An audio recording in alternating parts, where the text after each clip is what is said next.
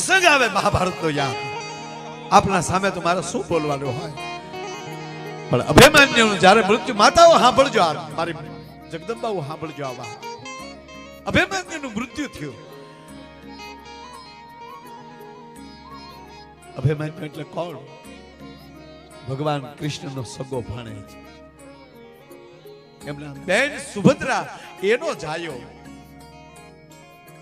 અર્જુન છે પુત્ર.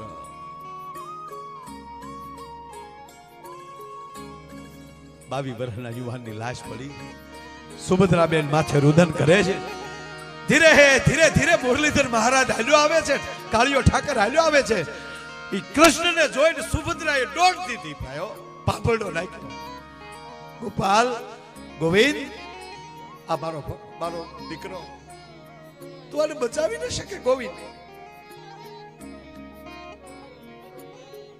તું પ્રતિપાલ છે, તું પૃથ્વીનો માલિક છે,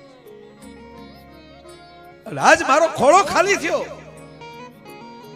ગોપાલ, એની અર્ધાંગના ઓતરાના ઉદરમાં આનું સંતાન રમી રહ્યું છે. જે સંતાનનું મોઢું મારા અભિમન્યુએ નથી જોયું. આને ઉગાર, કોને બચાય?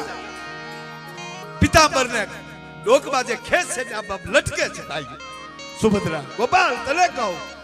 અને હવે ગોપાલે બચવા લીધી. બેન સાવધાન, ગોતરા સોરી સુભદ્રા સાવધાન, બેન સાવધાન. સાવધાન કેમ થાવ ભાઈ? તું મારો ભાઈ છે, તું ભલે જગતનો બાપ હો, મારો તો ભાઈ છો ને. અને હવે કૃષ્ણ બોલે છે.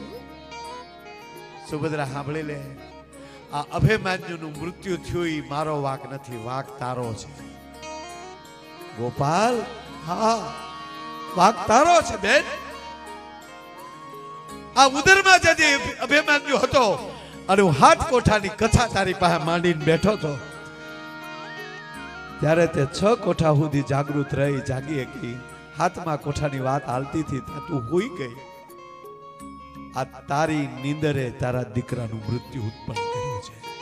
હું કેવલ બોલી શકું, હું કેવલ માર્ગદર્શન આપી શકું, પણ જો તું જાગૃત રહી હોત અને હાથે હાથ કોઠા જો તું સાંભળી ગઈ હોત, તો પૃથ્વીના ગોળા ઉપર કોઈના બાપની તાકાત નહોતી કે મારા અભિમન્યુ સામે કોઈ આંગળી ચીંધી શકે. પણ હે માં, તું મારી બેન છો, પણ આની માં છો. તે ગર્ભ સંસ્કાર લેતા તું થોડી ભૂલી ગઈ. તારી નિંદરે તારા અભિમન્યુનું મૃત્યુ લાવી દીધું. વાત આ છે,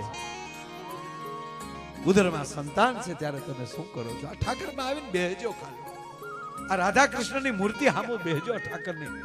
બાપુ એમ થાય કે આગળ વાતું કરશે આપણે હારે કાળિયો ઠાકર. એનું ચિત્ર નજરમાં અંદર ઉતારજો.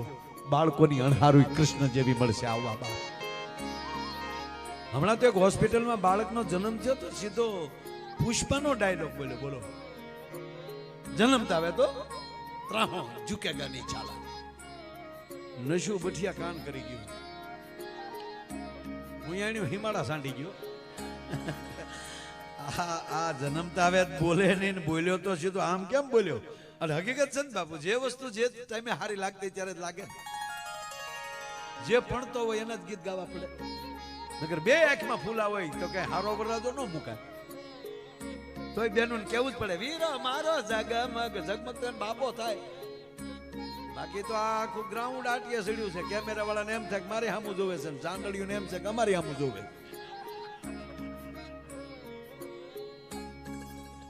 પણ સદા ગાવું પડે, કારણ કે લગ્ન એના છે. સાહેબ બેઠા એટલે મને યાદ આવ્યું, એક નવી ભરતીના પીએસઆઈ રોડ ઉપર ઉભેલા, 4 સવારીમાં એક મોટરસાયકલ લઈને નીકળ્યો.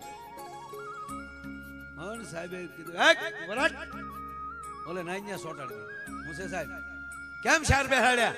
ઓલો પાછો વળું કે લે 5મો ક્યારે ઉતરી ગયો? સાહેબે રાજીનામું આપી દીધું કે આ ભામ ભેગી નોકરી કરવી કે. ઓહો, જ્યાં નિયંત્રણ છે, જ્યાં કંટ્રોલ છે,